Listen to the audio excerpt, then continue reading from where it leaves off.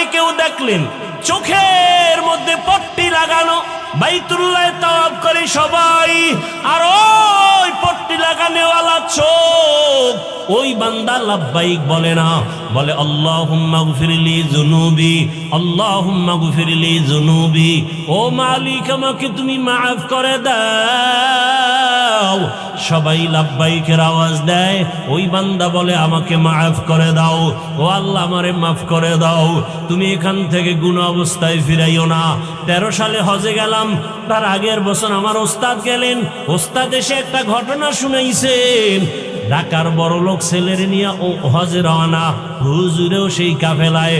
ভাই যখন এয়ারপোর্টে এহরামের কাপড় পরলো সাদা, সবাই সাদা পর কাপড় পরে নামাজ পড়লো, সবাই তালবিয়া পড়ে, বিমানে লোকটা পড়ে না, শুধু গল্প করে। যখন যাইতে যাইতে জেদ্দায় নামিয়া গাড়িতে উঠিয়া চলে গেল বাইতুল্লাহ। নবীজির সুন্নাত হলো বাইতুল্লাহ প্রথম নজর লাগা মাত্রই দোয়া করবা, দোয়া করতে দেরি কবুল হইতে দেরি না। প্রথম নজরে যে দোয়া করবে সাথে সাথে কবুল। তাহলে কি দোয়াটা করলে করা যায় যে আমি একটা 4 বিয়ে করব? হ্যাঁ না, আমার ওস্তাদ বলেন এমন দোয়া করো, ও আল্লাহ জীবনে যত ভালো দোয়া করছি, যত ভালো দোয়া করব তুমি সব কবুল করে নাও। মজার দোয়া না? বাইতুল্লাহ প্রথম নজর দিয়া যা চাইবেন তাই কবুল। তো উল্টা পাল্টা কিছু চাইলে কবুল হইব না? যে আল্লাহ তুমি আমার সৌদির বাদশা বানায় দাও। হায় হায়, ওই আল্লাহর বান্দা বারবার বলে আল্লাহ তুমি আমাকে মাফ করে দাও, মাফ করে দাও। একজনে ধৈরা কয় সবাই লাব্বাইক বলে, তুমি কেন বলো আমাকে মাফ করে দাও? কি অপরাধ করেছো? ওই আল্লাহর বান্দা কান্না করে আর বলে, ভাই আমি এখানে আসছি আল্লাহর ঘর জিয়ারতের জন্য।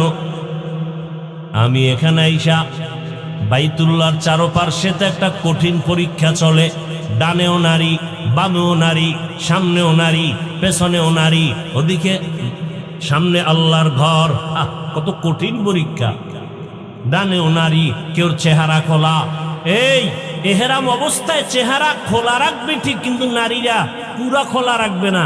এখন তো আমাদের দেশে ক্যাপ আছে না, চেহারা ঢেকে রাখতে হবে। তার মানে চেহারা কাপড় লাগানো যাবে না, দূরত্ব বজায় রেখে ঢেকে রাখতে হবে।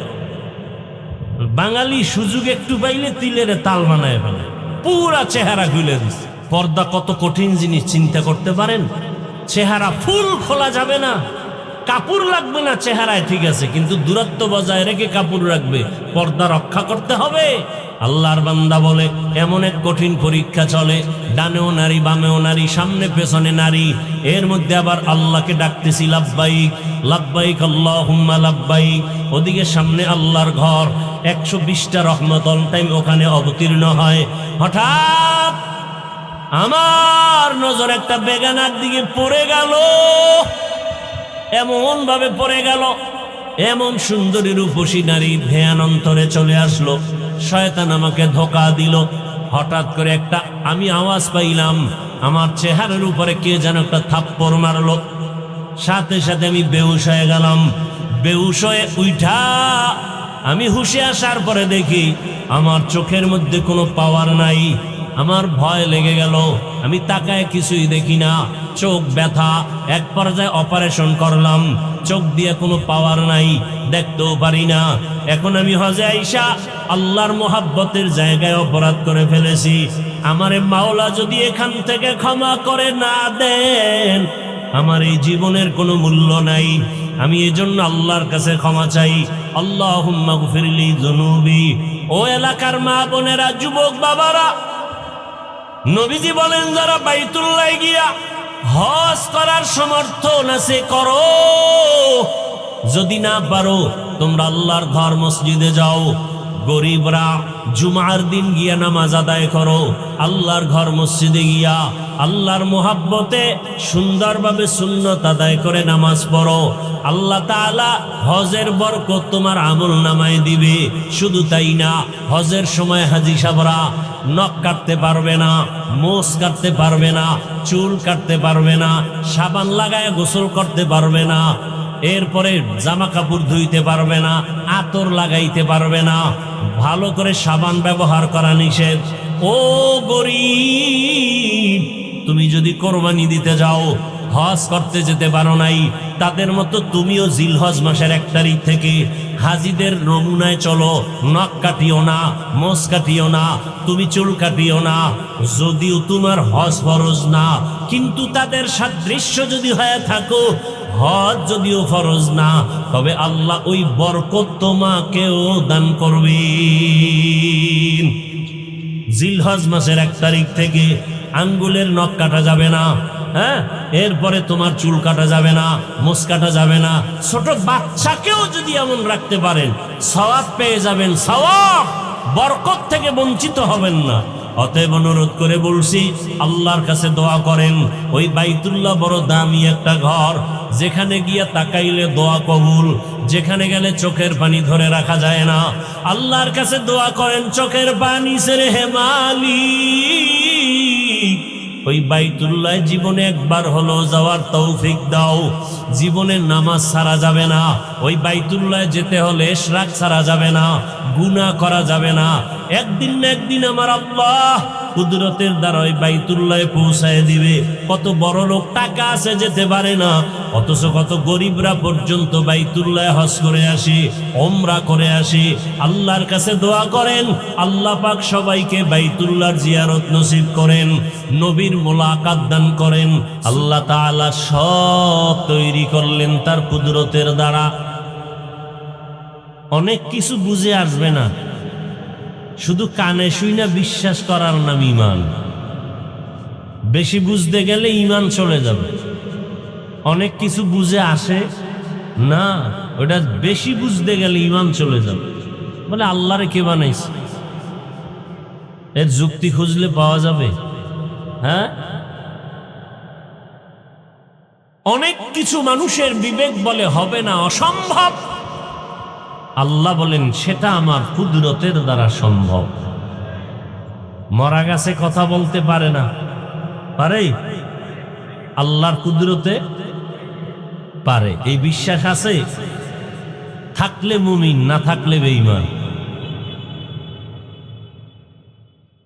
কাদের কুদরত দারি বরকামাল, আন্তা রব্বি আন্তা হাসবি যুল জালাল, তুহি কাদের জলিলুল্লাহ জাহাদার, বহর হালে তুহি মেরা নিগাহদার।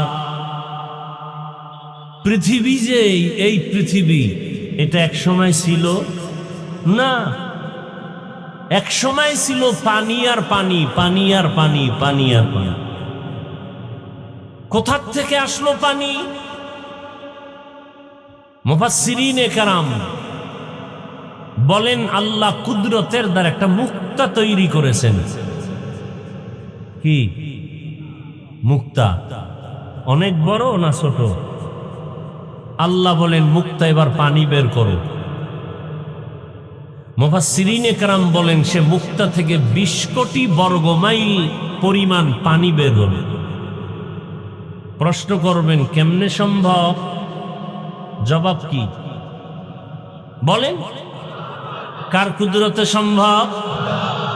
আচ্ছা, এবার যদি যুক্তি চান, লিয়াতমাইন্না কলবি, দিলের সান্ত্বনার জন্য কেউ যুক্তি চাইলে আসে। আর যদি কেউ পণ্ডিতি করার জন্য যুক্তি চায়, ওর জন্য কোনো যুক্তি নাই। পণ্ডিতি করতে গিয়া, যুক্তি খুঁজতে গিয়া নাস্তিক হয়ে গেছে তাসলিমা নাসরিন, আহমদ শরীফ, হুমায়ুন আজাদ, নওয়াজাদ। বেশি যুক্তি খুঁজতে গিয়া ঈমান শেষ। কি?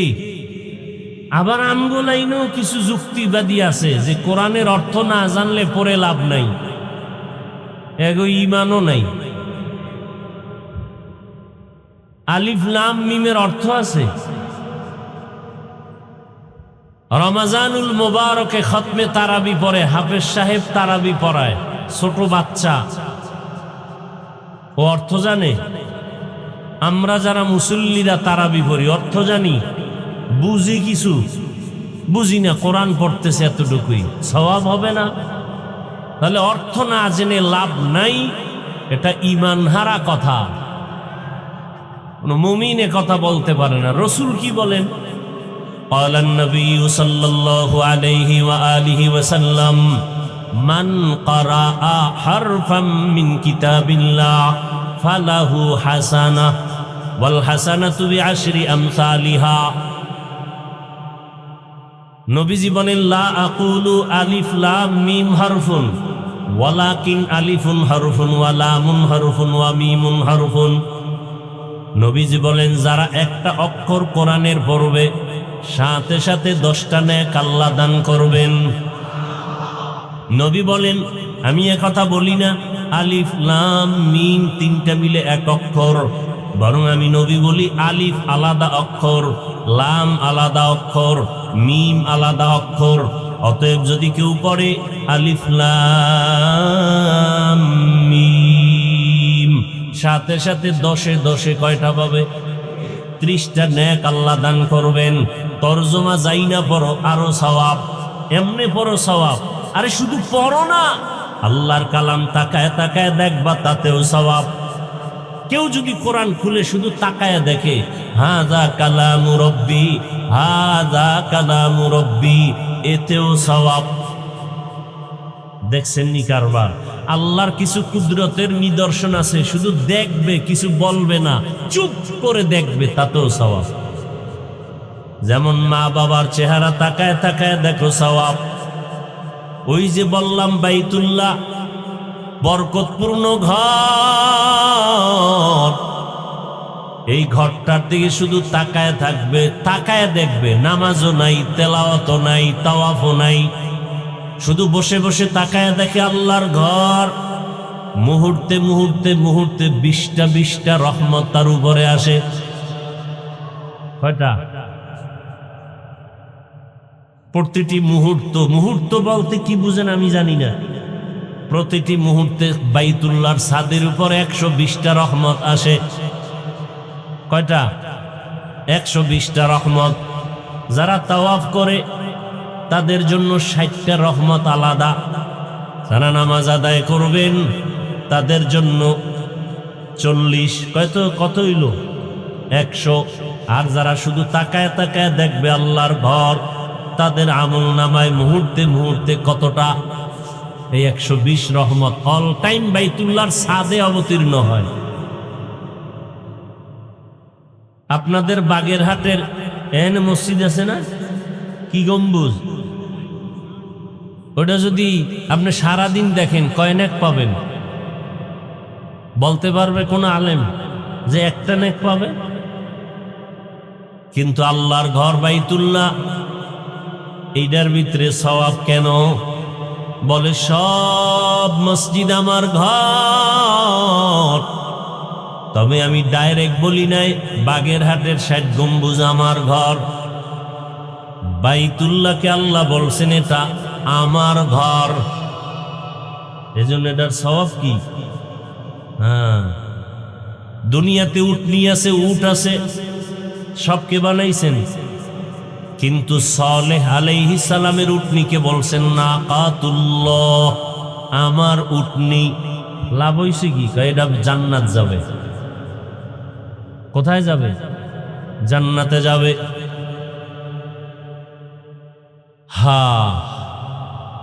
গরু সব আল্লাহর বানানো। মুসা নবীর যুগের গাভীটাকে আল্লাহ বলছেন এটা আমার, এই জন্য এই গাভী জান্নাতে যাবে। এর নামে সূরাও নাজিল হয়েছে, সূরায়ে বাকারা। ঘরের মধ্যে বাইতুল্লাহ আল্লাহর ঘর, এই জন্য আল্লাহ পাক রব্বুল আলামিন ওই বাইতুল্লাহর সম্মান বাড়ায় দিলেন। বছরে মাস হবে 12টা, এর মধ্যে আল্লাহর রসুল বলেন আল্লাহ পাক রব্বুল আলামিন মুহররমকে বলছেন শাহরুল্লাহ, আমার মাস। এই জন্য মুহররমের দাম অনেক বেশি। রমাজানুল মুবারকরেও বলছেন এই জন্য এই মাসের দাম অনেক বেশি। তো বাইতুল্লাহ আল্লাহ বলেন মুক্তার থেকে পানি দাও, পানি দেওয়া শুরু হয়ে গেল। কতটুকু পানি আসলো? 20 কোটি বর্গ মাইল। আল্লাহ পানির উপরে নজর দিলেন, কুদরতের তরঙ্গ আর ঢেউ শুরু হয়ে গেল। আল্লাহর কুদরতের নজর যখন পড়লো, তরঙ্গ বুঝেন তো, ঢেউ, ঢেউ যখন বেশি বাড়তে থাকে ফেনা জমে। ফেনা কি জমে? ফেনা জমতে জমতে পাতলা থাকে না, গাঢ় হয়। গাঢ় হতে হতে চামড়ার মতো একটা আবরণ পড়ে গেল। কার কুদরত? কেমনে কেমনে যদি জিজ্ঞান তুমি 1000 বছর খালি কেমনেই জিগাইবেন, জবাব পাবেন না। ঘুমও হারাম, খাওয়ানো হারাম, সব নষ্ট হয়ে যায়।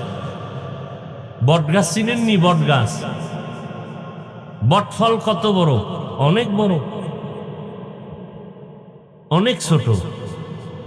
এই যে বিশাল বড় বটগাছ, আপনাদের এই অঞ্চলে শতবর্ষী বটগাছ আছে, এরকম সাইনবোর্ড লাগানো আছে না নাই? এত বিশাল বড় একটা গাছ, এটা জিব্রাইলে এসে লাগাইছে।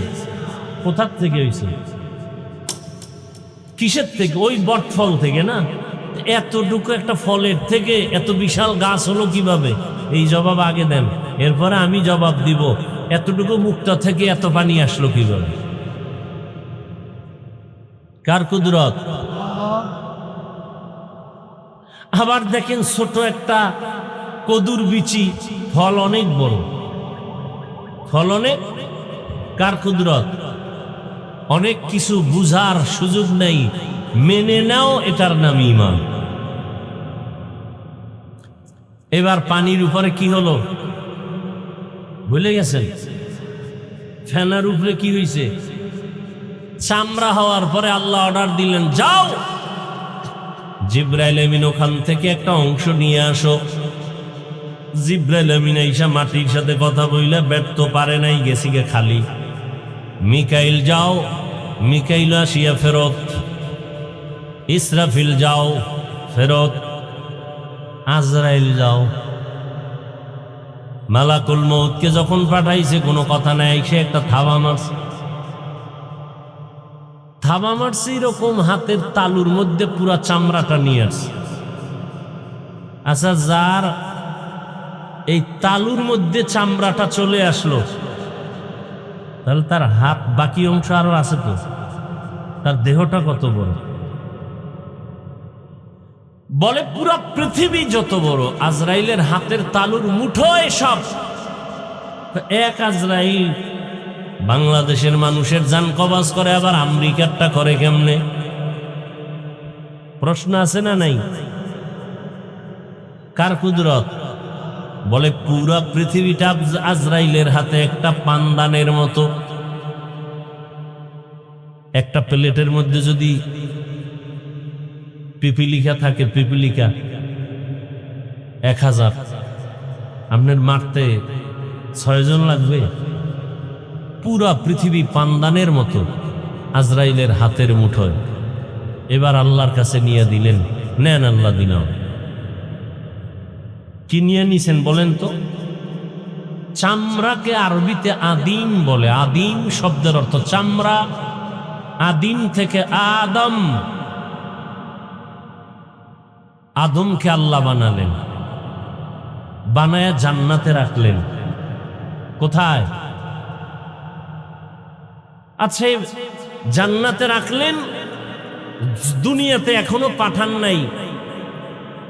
পৃথিবী নামক গ্রহ বানাইয়া আল্লাহ প্রথমে বানাইলেন একটা ঘর। তখন কিচ্ছু নাই, পৃথিবী কিচ্ছু নাই। কি বানাইলেন? ঘরের নাম বাইতুল্লাহ। কোথায় বানাইলেন? বাক্কা নগরীতে। অতীত মানচিত্রে যেই এলাকার নাম বাক্কা, বর্তমানে ওই এলাকার নাম বুঝেন না? কোথায় কি বুঝলেন? অতীত মানচিত্রে যেই এলাকার নাম জালালাবাদ, বর্তমানে এটার নাম কি? জালালাবাদ। এটার নাম চট্টগ্রাম। আরে সিলেট অতীত মানচিত্রে যার নাম ইসলামাবাদ, এর নাম চট্টগ্রাম। অতীত মানচিত্রে যার নাম সুদারাম, বর্তমান তার নাম লক্ষ্মীপুর।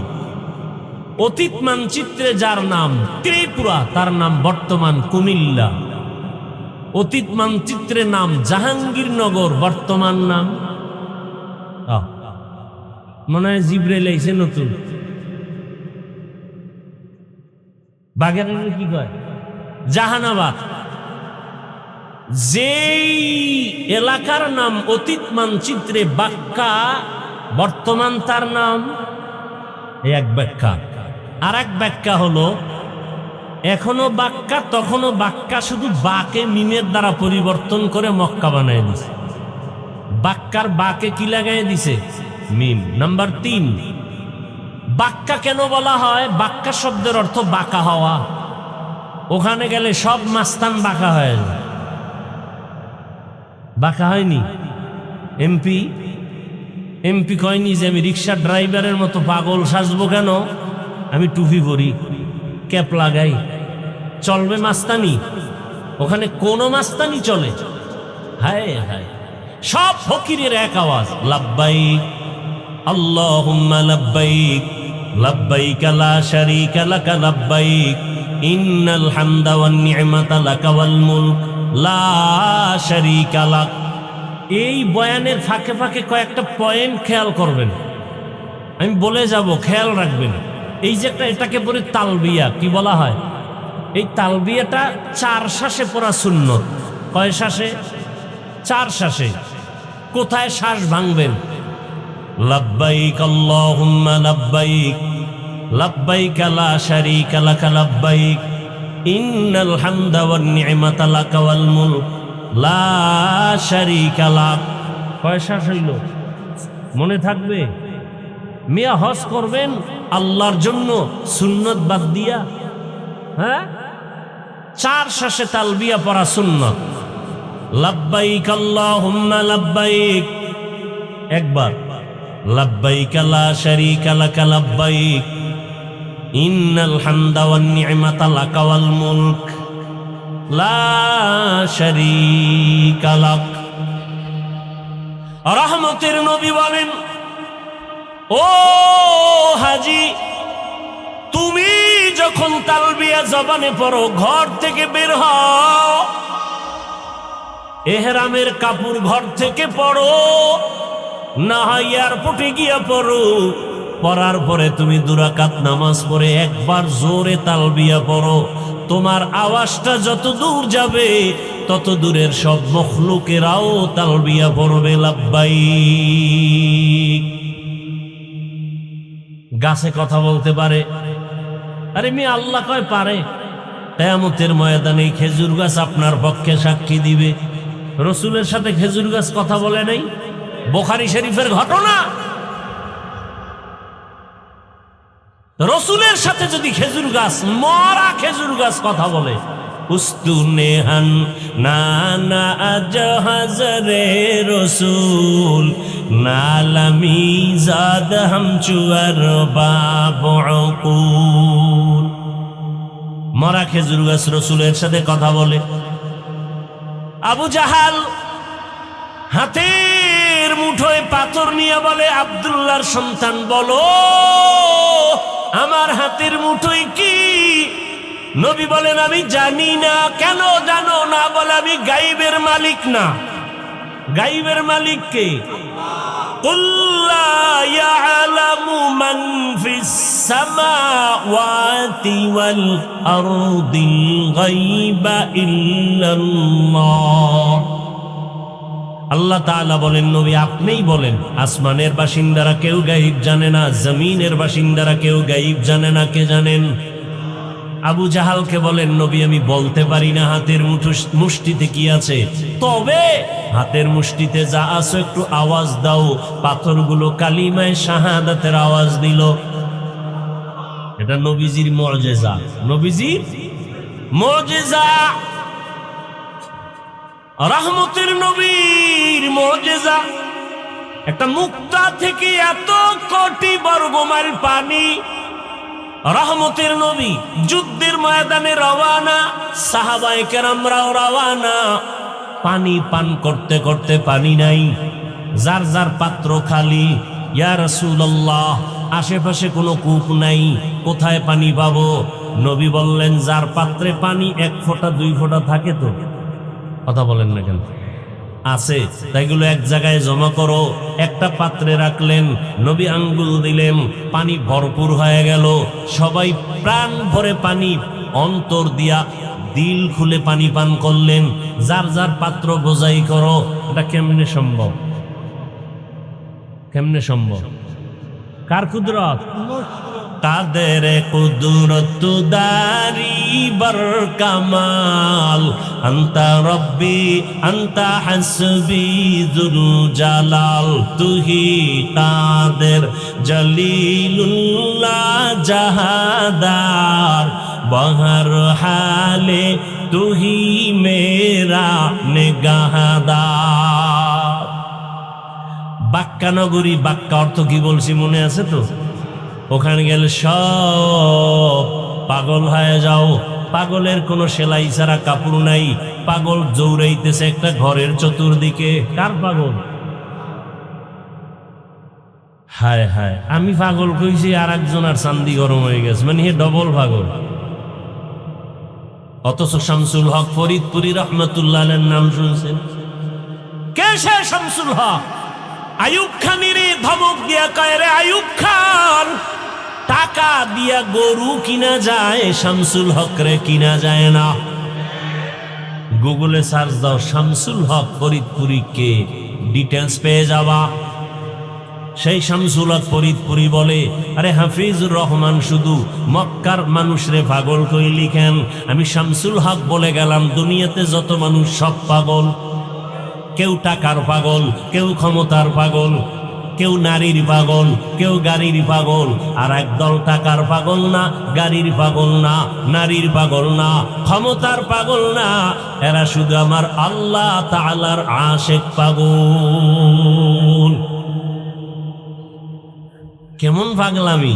সেলাইবিহীন জামা কাপড় বড় সাদা, ধনীও যেই কাপড়, গরিবেরও একই কাপড়, জুতা পরা যাবে না। কেমন পাগলামি! মাথায় টুপি রাখা যাবে না, গেঞ্জি রাখা যাবে না। কি মরণ্য কাপড় নেই? মরার আগে মর, মরার আগে মরার একটু বাহানা করো, এরপরে ঘরের চতুর্দিকে দৌড়াও। গরিব যে আওয়াজ দিবে, ধনীও একই আওয়াজ দাও, ও মালিক তোমার দরওয়াজার ফকির আমরা হাজির। গরিব কয় লাব্বাইক, ধনীও কি কয়? লাব্বাইক। আসতে বললে জরিমানা। দেখছেন নি কারবার? আসতে বললে, রবের দরবারে আসতে বলবি জরিমানা, দম দেওয়া লাগবে, দম। মদিনায় গিয়া জোরে বলবি জরিমানা। দেখছেন নি কারবার? বাইতুল্লাহ জোরে না বললে জরিমানা, রসুলের রওজায় গিয়া চিল্লাইয়া পড়বি জরিমানা। ওখানে চিৎকার চলবে না, ওখানে নবী আরামে আছে, নবীর সাথে কোনো উল্টা পাল্টা চলবে না। কি নবীর সামনে জোরে সালাম দিতে পারবে? ইয়া নবী বলতে পারবে? সম্ভব না। কিন্তু বাইতুল্লাহ জোরে না বললে জরিমানা। কোনো আসতে বলা যাবে না, ভদ্রতার কোনো পরিচয় নাই। জোরে জোরে চিল্লাও, লাব্বাইক আল্লাহুম্মা লাব্বাইক। আবার সাহেবের মতো আঁকবেন হবে না, দৌড়াইতে হবে, রমল করা লাগবে, রমল। খবরও নেই হজ করে, নাইচা নাইচা দৌড়াইতে। কি এটার লিখবি না যে হুজুরে নাচতে কইছে? ওমরায় হাজে গেলে বলে নাচা লাগে।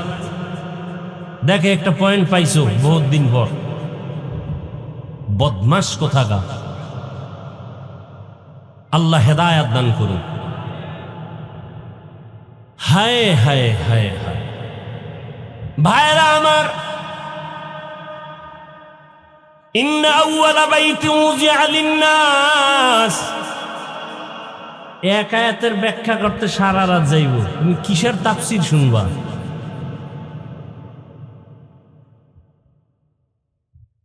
আমরা এই পড়াও না, মাঝে মাঝে তাফসির দেখি কদ্দুর পারো, মাঝে মাঝে পড়াও, ক্লাস করো, আনবো শিখি।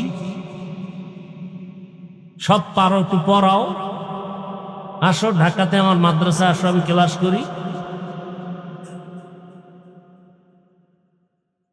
বই বই গুনো কয়টা আয়াত কইছি আর কয়টা হাদিস কইছি না।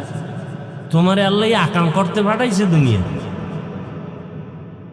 তোমার আর কাম নাই যে হাফিজুর রহমান কয়টা আয়াত কইছে, তোমার মতো আয়াত মুখস্থ করে আইছে এখানে। এটি রেকর্ড করে নাও, বাসায় বইয়ে কানে লাগাই শুনো কি করে গেছে। পাইছনি মোতালা করে এরপরে খুঁজে এরপরে বের করে, মোতালা করে এরপরে আসছি। হোতালা করি নাই, মোতালা করে আসছি, হোতালা করিনি।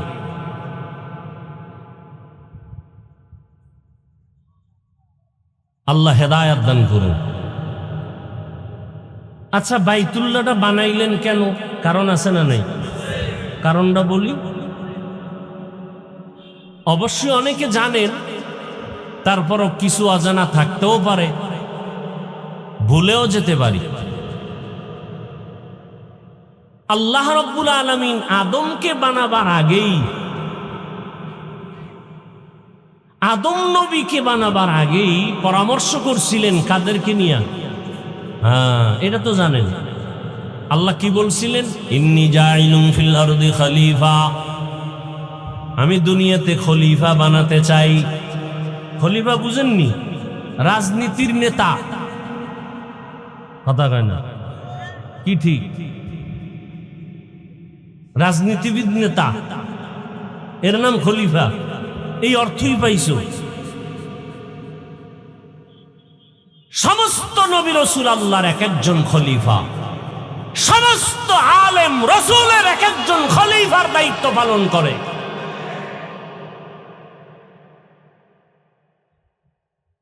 নবী রাসূল দুনিয়াতে যত আসছেন, 10 ভাগের সামান্য হিসাব করা হাতে গোনা কয়েকজন শুধু রাষ্ট্র পরিচালনার দায়িত্ব নিয়ে রাষ্ট্র চালিয়েছেন। আর অধিকাংশ নবী রাসূল দাওয়াত ও তাবলীগের দায়িত্ব পালন করেছেন। দাওয়াত, নূহ নবী কত বছর দাওয়াত দিয়েছেন? 950 বছর দাওয়াতের কাজ করছেন, 40 জন মাত্র কালেমা পড়ছে। আর আল্লাহ জানায় দিলেন আর একটাও কালেমা পড়বে না। নূহ নবীকে তাহলে এগো মারো না কেন?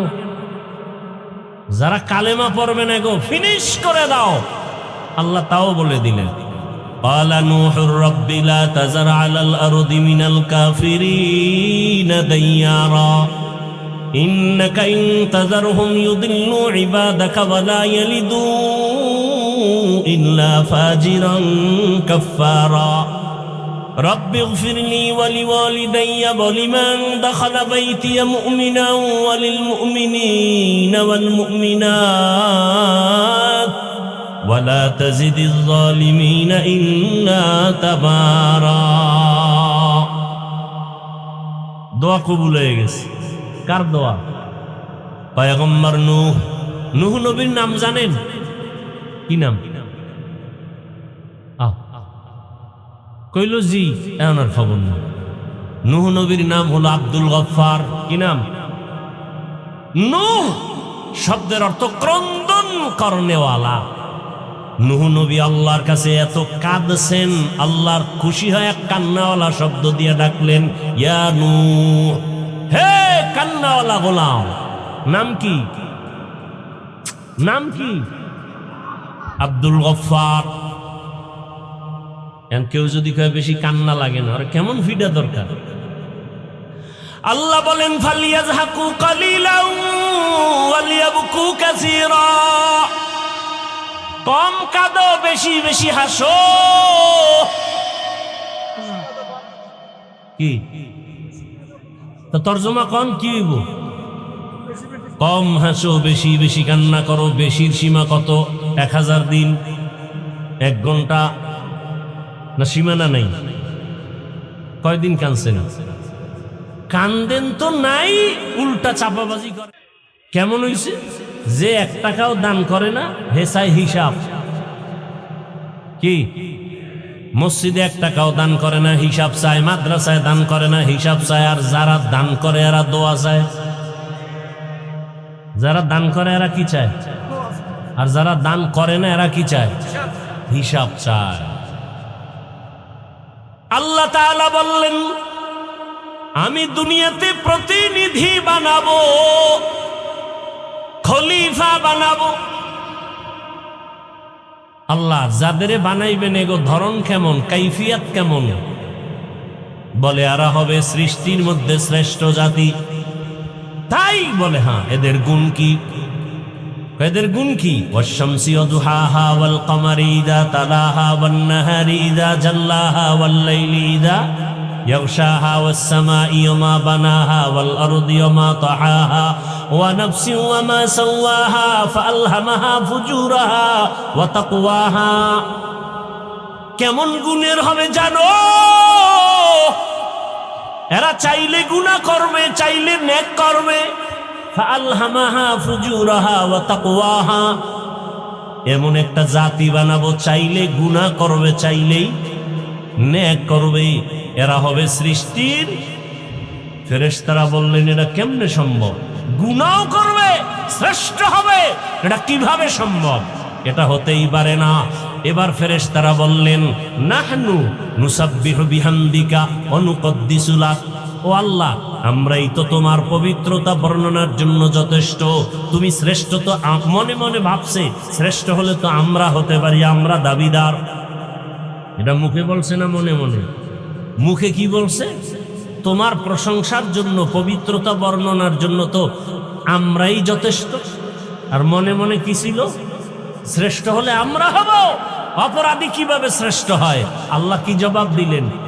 ইন্নী আ'লামু মা লা তা'লামুন।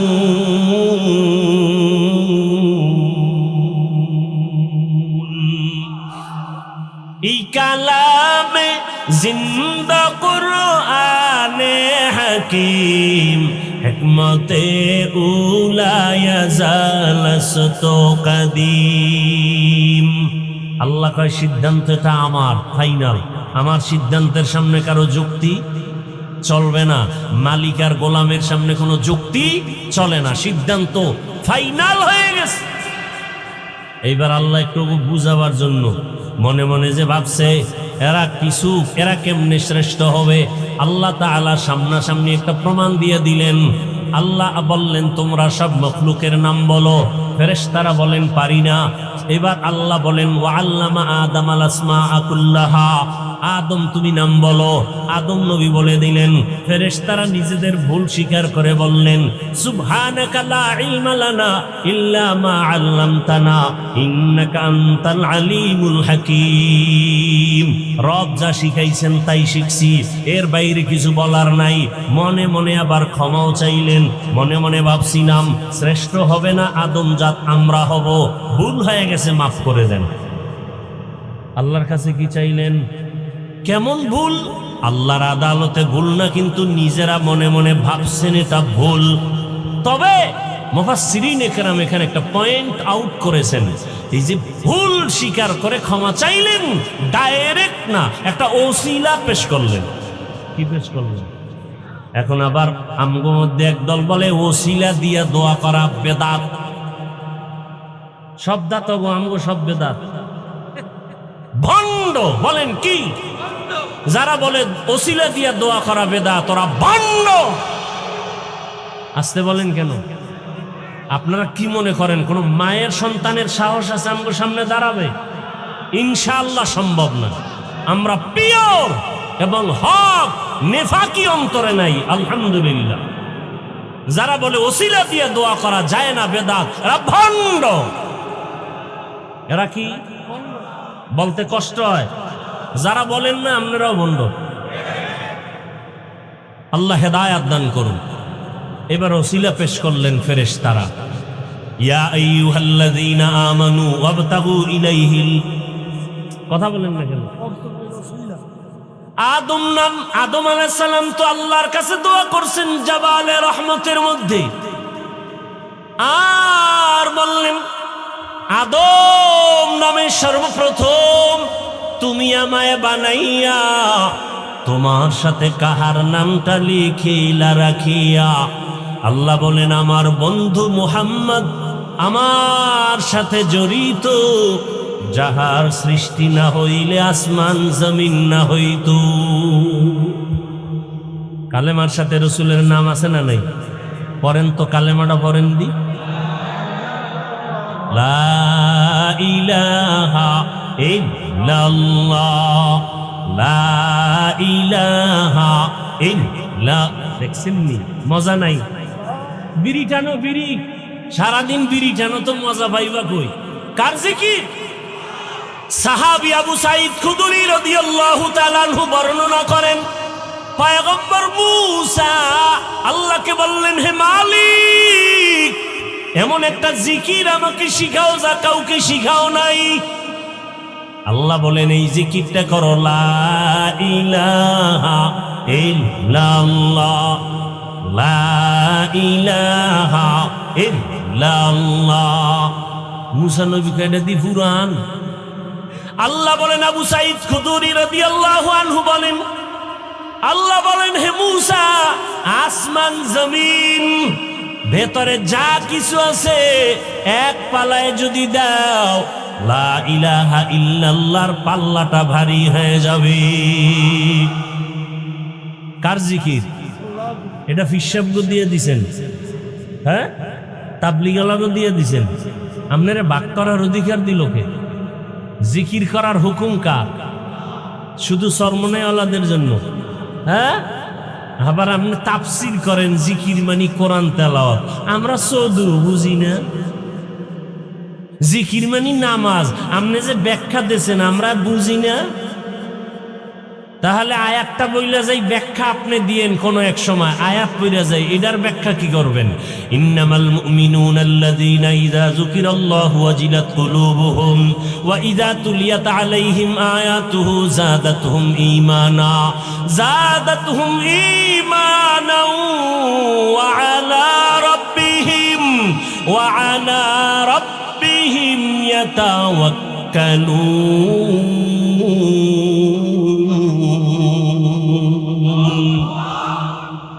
এখানে আল্লাহ কি কইছে? মুমিনের পরিচয় কি? ইযা যুকিরাল্লাহু ওয়াজিলাত কুলুবুহুম, যখন আল্লাহর জিকির করা হবে তখন কলবে ঝালঝালা শুরু হবে। কোথায় কলব? কোথায়? সান্দিত।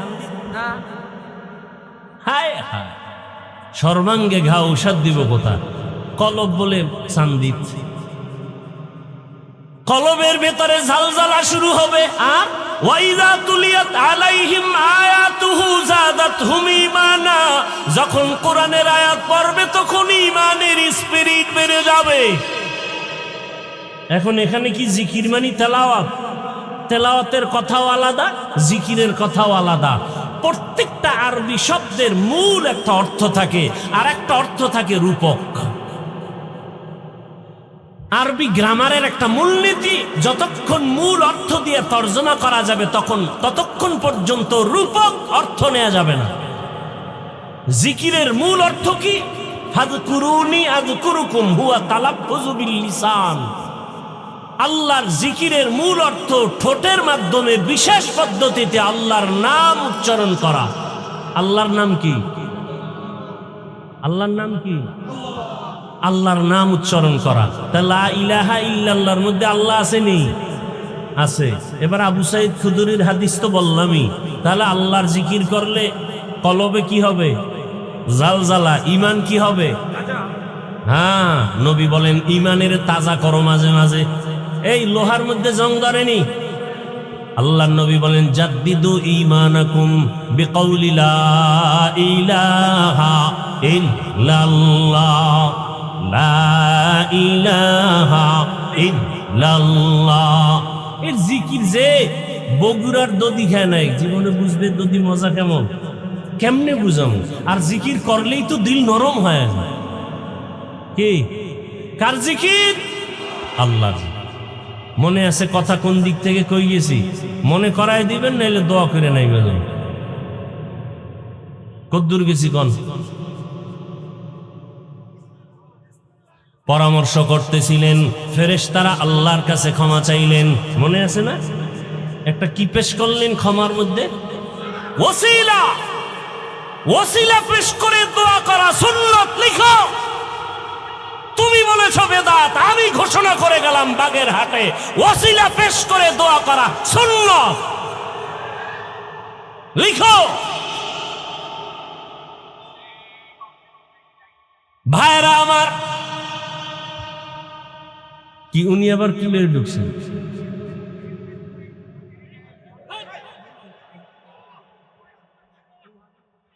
আগামী 10ই মে এই বীর চারিতে তেল থেকে অনেক পৌঁছারো কি তো তেল শেষ হলে তুমি দিও। পাগলের পাগলামি, মরানারে মারো কেন, কয় লড়ে কেন? আল্লাহ হেদায়াত দান করে। হায় হায় হায়, কষ্ট হইতেছে আপনাদের না? ইন্না আউওয়ালা বাইতি উযিআ লিন-নাসি লাল্লাযী বিবাক্কাতা মুবারাকান ওয়া হুদাল লিল আলামিন। ওসিলা পেশ করলেন ফেরেশতারা। কি ওসিলা? 7 আসমানের উপরে একটা নূরের ঘর আছে, কাবা। কি আছে? নাম হলো বাইতুল মামুর। নাম কি? বাইতুল মামুর। কিসের ঘর? নূরের। কিসের? নূরের কাবা। ফেরেশতারা ওটাকে তাওয়াফ করে। মুফাসসিরিনে কেরাম বলেন, প্রত্যেকটা আসমানে এক একটা বাইতুল মামুর আছে, কাবা আছে। ফেরেশতাদের কাবা কিসের বানানো? নূরের বানানো। ওই 7 আসমানের উপরের কাবা মুহূর্তে 70,000 রহমতের ফেরেশতারা একসাথে তাওয়াফ করে। একবার যারা সুযোগ পাবে, কিয়ামত পর্যন্ত আর সিরিয়ালে তাদের সুযোগ হবে না। এই হিসাবটা মিলায় দেখেন, ফেরেশতা বানাইছেন আল্লাহ কত সীমাহীন। প্রত্যেক মুহূর্তে একসাথে কত হাজার, আর সুযোগ পাবে দ্বিতীয়বার। তাহলে এভাবে চলতে থাকবে কিয়ামত পর্যন্ত। এবার বুঝেন ফেরেশতা কি পরিমাণ আল্লাহর বানানো। আল্লাহর কাছে বললেন, হে মালিক, মেহেরবানি করে ওই তাওয়াফ করি তোমার দরবারে মোহাব্বতের সাথে। ওই তাওয়াফকে ওসিলা বানাইয়া ক্ষমা চাই, মেহেরবানি করে ক্ষমা করে দাও। মুফাসসিরিনে কেরাম বলেন, আল্লাহ তাআলা ফেরেশতাদের বললেন, আরে গুনাহ করার মধ্যে কোনো স্পিরিট তোমাদের অন্তরে নাই, গুনাহ চিনোই না। সেক্ষেত্রে যদি তোমরা আবার তাওয়াফের ওসিলা বানায় ক্ষমা চাও, আমি যাদের শ্রেষ্ঠ জাতি দুনিয়ায় বানায় পাঠাবো, ওটা চাইলেই তো গুনাহ করতে পারবে, চাইলেই তো নেক আমল করতে পারবে। ওদের তো একটা আমলের ওসিলা বানায় দেওয়া লাগবে ক্ষমার জন্য। আল্লাহ কয়, জিবরাইল যাও, পৃথিবীর মধ্যখানে একটা কাবা ঘর বানাও, আর এর তাওয়াফের ওসিলা দিয়া যারা ক্ষমা চাবে, ক্বালান নবিয়্যু সাল্লাল্লাহু আলাইহি ওয়া আলিহি ওয়াসাল্লাম, মান হাজ্জা লিল্লাহ ফালাম ইয়ারফুস ওয়া লাম ইয়াফসুক রাজাআ মিন যুনুবিহি কা ওয়ালাদাতুহু উম্মুহু। নবী বলেন, যারা বাইতুল্লাহ জিয়ারত করে বের হবে, বাচ্চা যেমন নিষ্পাপ মায়ের গর্ভ থেকে আসে, প্রত্যেকটা জিয়ারত করনেওয়ালা হাজীকেও নিষ্পাপ বাড়ি ফিরায় দিব। বাইতুল্লাহ এখনো বানায় নাই। আল্লাহ কয়, জিবরাইল যাও, এই জায়গাটা নির্দিষ্ট করে দিলাম, এখানে ঘর হবে বাইতুল্লাহ। ইন্না আউওয়ালা বাইতু উযিআ লিন-নাস, মানুষের ক্ষমার জন্য। কার জন্য ঘর? মানুষের হেদায়েতের ঘর, ইবাদতের ঘর, না বসবাসের ঘর? কি বাইতুল্লাহ কি বসবাসের ঘর না হেদায়েতের ঘর? বসবাসের ঘর কই? হেদায়েতের ঘর আসছে, বসবাসের ঘর নাই কেন? আল্লাহ বুঝাই দিলেন, দুনিয়াতে যেই শ্রেষ্ঠ জাতি পাঠাবো, এদেরকে আমি বসবাসের জন্য পাঠাবো না, এদেরকে পাঠাবো ইবাদতের জন্য। ইবাদতের ঘর আগে বানায় দিলাম। দুনিয়াতে মানুষ করবা ইবাদত, বিনিময়ে আরামে ঘুমাইবা, সে জায়গা হলো জান্নাত। বেহেশত আযা কে আযারে নবাশত কাছে রাবা কাছে কারে নবাশুত। বাইতুল্লাহ কেন বানাইলেন তার একটা কারণ মনে আছে আমার কথা। এক নাম্বার কথা হজ কি, দ্বিতীয় কথা হজ কেন, কেনর এক জবাব হলো জন্মভূমির টান, জন্মভূমির টান। দুই নাম্বার হজ কেন, রহমতের সেন্টার, রহমতের। তিন নাম্বার হজ কেন, বলে আল্লাহর কাছে নাজাতের ওসিলা, নাজাতের কয়টা হইল কথা। হজ কেন, রহমতের, ওই যে একটু আগে বলছিলাম না রহমতের সেন্টার। মুহূর্তে মুহূর্তে কয়টা রহমত অবতীর্ণ হয়, 120টা, মনে আছে না। দুই নাম্বার কথা জন্মভূমির টান, আমগো আব্বাজানের জন্ম ওই জায়গার মাটির চামড়া দিয়া, মনে আছে না। তাহলে বাবার জন্মের প্রতি ওখানে জন্মস্থানের একটা টান আছে না নাই? কি যত দুনিয়াতে ঘুরি যেখানেই যাই কিন্তু জন্মভূমির একটা টান আছে না নাই? আছে। আমার বাড়ি কুয়াকাটা, ওখানে বছরে একবার হলো যাই, মন চায় কথায় কথায় জন্মভূমির কথা আমরা বলি। কি এখন ভোগবিলাসে আরামে শহরে বিল্ডিং উঠায় এসিতে ঘুমাই, কিন্তু সেই জন্মকালের যে স্মৃতিগুলো ভুলে গেছি। এই বৃষ্টি হচ্ছে, ছোটকালের কথা মনে পড়ছি, বৃষ্টিতে কত দৌড়াইলাম, কত ভিজলাম। এখন যদি একটু পারতাম দৌড় দিতে, মানুষে তো আলগি দিয়া সব উড়ে ফেলাইব যে দৌড় দিছি, এটা একটা ছবি তৈরি ফেলাইছে। আর সে সময় তো লঙ্গি ছাড়া দৌড়িস। কি সে আনন্দ, আরামে আছি, খাইতেছি, কিন্তু সেই যে একটা তৃপ্তি, স্মৃতি, এটা চাইলো আর পারিনি। জন্মকালের সেই কথা, জন্মভূমির সেই ইতিহাস স্মৃতির পাতায় পড়ে আছে, মনে চাইলেও পারি না। জন্মভূমির টান ওই বাইতুল্লাহ, বাক্কা নগরীতে আল্লাহর ঘর। আল্লাহ তাআলা বলেন ওখানে গেলে আল্লাহর অনেক নিদর্শন আছে, ফিহি আয়াতুন, অনেক নিদর্শন। ওখানে যারা ঢুকবে তারা নিরাপদ, এমন সুন্দর নিদর্শন। বাইতুল্লাহ আল্লাহর ঘর একটা হেদায়েতের নিদর্শন। এরপরে আছে মাকামি ইব্রাহিম, এক নিদর্শন। প্রথমেই বাইতুল্লাহ নির্মাণ করছেন ফেরেশতা, এরপরে নির্মাণ করেছেন পয়গম্বর আদম। কে? এই ভারতের বিরোধিতা করি না আমরা কেন? ভারত কাগো দেশ, মিয়া ইতিহাস জানেন না। ভারত এমন একটা বরকতের দেশ, পৃথিবীর ইতিহাসে ভারত ওই জমিন যেখান থেকে পৃথিবীর ইতিহাসে প্রথম হজ শুরু হয়েছে, বাইতুল্লাহর হজ ভারত থেকে। পৃথিবীতে প্রথম মানুষ কে? আদম নবী। ভারতের জমিন থেকে হেঁটে গিয়ে 1000 বার বাইতুল্লাহ হজ করছেন। 6000 বার বিমানে, স্টিমার, কেমনে, কয়বার? 1000 বারের মধ্যে 300 বার করেছেন বড় হজ, 700 বার করেছেন ওমরা। কয়শো বার? 700 বার করেছেন ওমরা। কোথার থেকে হেঁটে গিয়া? ভারতের ঘৃণা করেন কেন মিয়া? স্কুলের ছেলে চুরি করছে, ওরে যতমের মতো জুতার বাড়ি দাও, স্কুলকে খারাপ বলো কেন? কথা বলে না। ভারত থেকে নাপাক দূর করো।